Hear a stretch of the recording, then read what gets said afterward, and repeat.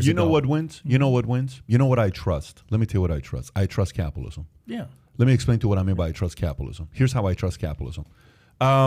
People call out Dana White. Well, let me tell you, UFC, this, that. What does Dana White say? Why don't you go compete? Go do it. Start your own UFC. You can do it. Nobody holds you back. Yeah. I don't like Joe Rogan's podcast.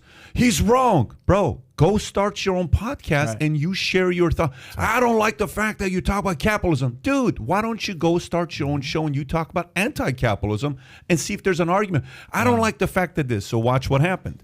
Elon Musk buys 9.2%. And everybody was like, oh, it's just a passive position, right? Twitter. And I said it's not passive. A guy like that's never going to do passive. You know what news just came out an hour ago?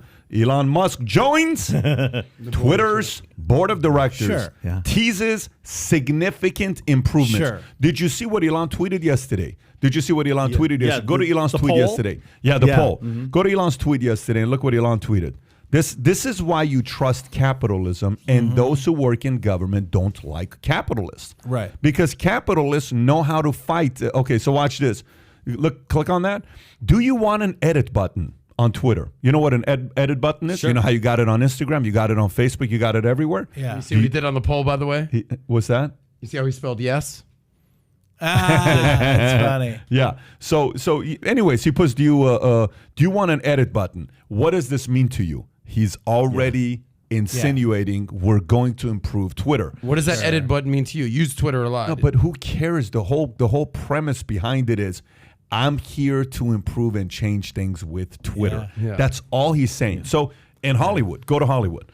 So, people are like part of you cannot be on the inside and all this stuff. Well, this happened in high school. The guys that were the football cool guys that you can't be on the inside. Fast forward 10 years later, the guy that you didn't allow to get into the inside is now running a company called Facebook. And who are you now? You're still a waiter at that one place? Well, Zuck won, just so you know. So capitalism wins whoever's willing to improve and take things. And the moment this is the biggest thing about capitalism that sucks. So I was watching Batman this weekend. My kids are into this whole Batman thing. I watched the last Batman, couldn't stand it, but the kids started wanting to watch Batman Begins. And I said, okay, fine. So we're on the third Batman, which is the Dark Knight Rises. You know, that whole Dark Knight Rises. Yeah. And there's a scene, which is incredible. The scene is when he's in the cave. You know the cave when he's trying to come out? I don't know if can you pull up Dark Knight Rises, put the cave, and he's talking to this blind man?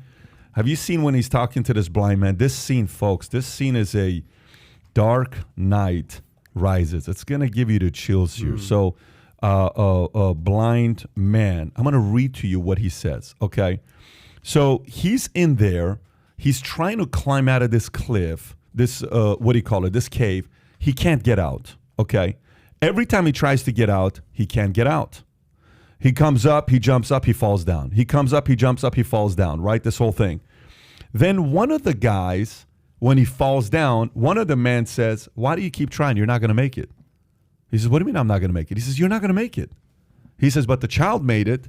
He says, yeah, but you're not the child. He says, why not? He says, because the child didn't live a life of luxuries. You did.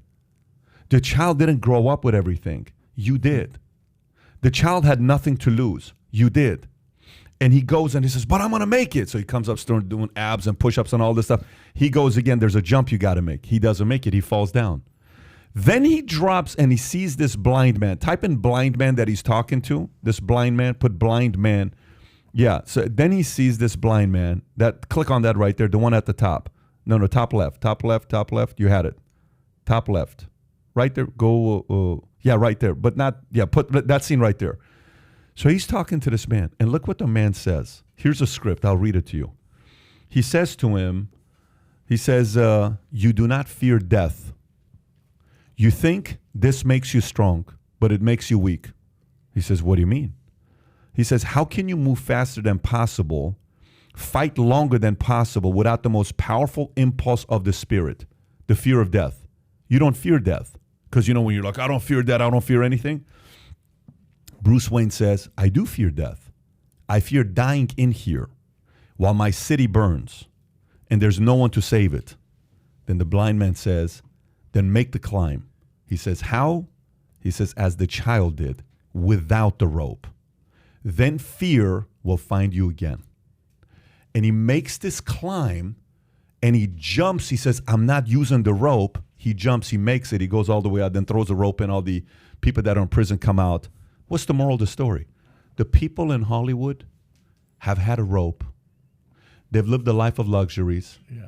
And there's always going to be the entrepreneur that has nothing to lose, the guy that's sitting there saying, I don't have the luxury of a rope. I don't have the luxury of a Giffen or this producer or that guy that's got my back. I'm going to figure this thing out. And then what do you produce? You produce a Netflix. Then when you produce a Netflix, who Blockbuster didn't want to buy for $50 million, what does Netflix do? Every big Hollywood producer goes to sleep fearing Netflix, Hulu, Amazon, all of these guys. The game in Hollywood has completely changed. A guy like me can say, Kevin, why don't we make a movie? How much of a budget do we need? He says $2 million. We make a movie. We go out and put it out there independently, not needing these big guys, and that thing can do $200 million. That's right. Elon Musk can go buy a Twitter and say, I'm sorry, guys. You guys are bullying and silencing and censorship. No problem. I'm going to buy your company. Right. That's why you got to trust capitalism. And that's why I think Hollywood's not in the same place, because they can't play those power plays they once could play due to capitalism. That's true. And that is always going to be true. I mean, if you look at like Atlanta, started the studios of Atlanta, Vancouver, and all these places, you know, if you open up the tax base, you can get a lot of studios and make a Hollywood in Atlanta. You know, this is capitalism. This is why this country is the best country on the planet, because we allow that stuff. And yeah, Twitter obviously is going to change overnight by a guy who's a billionaire, and he wants to change it. Okay, well, he's going to change it. And that's what happens. And that is the beauty of being in this country. And obviously the trajectory of all companies, they get fat and people get fat and they start making mistakes. You know, that's what happens. One thing to watch. I make this prediction and it's going to happen. Guarantee. Because you've never been wrong, Tom. Guarantee. But go ahead, buddy. No, but watch the headlines on Elon Musk going forward. Everything's going to be negative. They are going to be ripping him in Main Street media. They're going to find flaws in him. I saw one the other day. Here is the headline. Elon Musk wants to kill baby seals or something.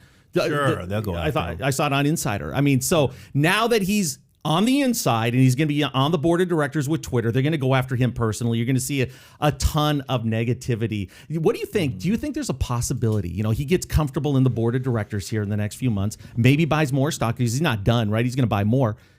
How does he handle Trump? Is he going to say it's okay for him to come back? That's a good question. That's going to come up at some point, and it's going to be who makes those decisions, though? Will. Does the board make that decision, Pat? Who's going to end up making that decision? Yeah, I think so that's the part where Dorsey is getting a little bit more credit now to say, I'm not the one. It's a board that votes these types of things. So nobody knows where Dorsey's vote was. Some of the people on the inside obviously know.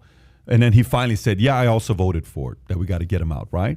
Elon can get in there and say, no, yeah, we may want to change it. But remember, he's only got one seat.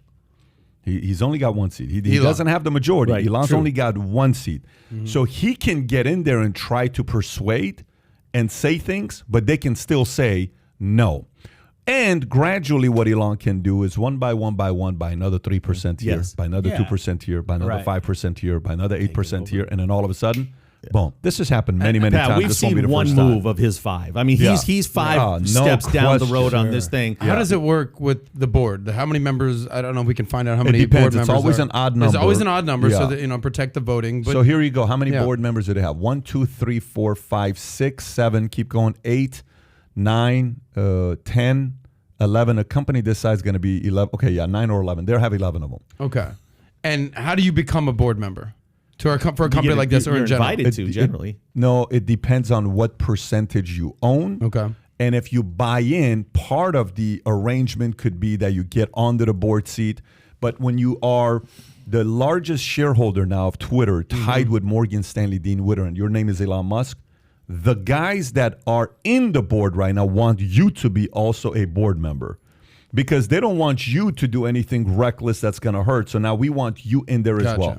It's almost like a mutual thing where they want both to be in there. But again, I highly doubt what Tom just said right there. I think this is one of his next 5, 10, 15 moves. You know, here's the other thing, too, is a lot of these people are going to be opposed to Elon Musk just in general. They're not going to like him maybe politically or on some level. But Elon just made everybody on that list a lot of money yesterday. Did you see the volume of trading? 26%. Well, that's how hot. That was the jump in the stock. There was like 212 million, shares sold, and the volume was 212 million as opposed to like 1.5 million on Friday. So if the stock goes up 25%, he made everybody on that board a lot richer. Yeah. So how can you hate him that much? So he's going to have a lot more power once he starts buying more stock. And he owns 9.2% right now, and it's just Tuesday. Right. Oh, and they know. right. They know one tweet is going to get them. So last night we're having dinner. Okay, one of the guys owns the one of the 4 most expensive cars in the world. Right. Remember, the guy owned a Honda Wagner TT06 SGC5 is what it was. It's a $25 million card. Right. The guy who eats at all the best restaurants. Wow. The guy that eats at the best restaurants. Then another guy owned a couple 52 tops Mickey Mantle, which is like a $5 million card. They're selling the $10 million Spider-Man issue #1. I think it was graded 8.5, which is pretty insane. There's only 2 9s in the world. They're selling that for $10 million. So when you get into the card community and you own a card that you also own and you also own, everybody here wants that card to be valued more, right? So, for example, one card is a Mickey Mantle PSA 10. It's sold for $11 million in 2017, right? You know what they're saying it's valued right now?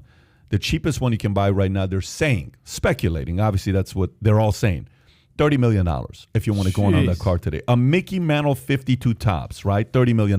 Wow. So if others do own shares in Tesla and you got a guy like Elon that can quadruple the valuation of the company, I think the Morgan Stanleys and these other guys in the world may say, you know what?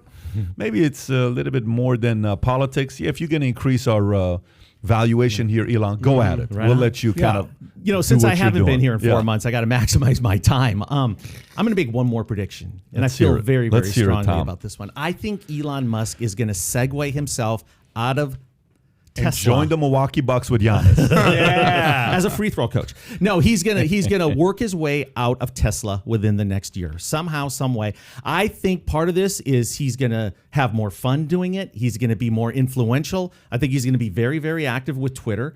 And I just don't think he's having fun with Tesla, and I think he's going to find a way to exit, if it's at all possible. If a guy that big and that prominent in a company can find a way out, I think he will be gone from Tesla in a year. I think we need a new show. Tom Zenner doubles as Miss Cleo, and we just have all his predictions, and we see what comes right, comes wrong. You do love making predictions.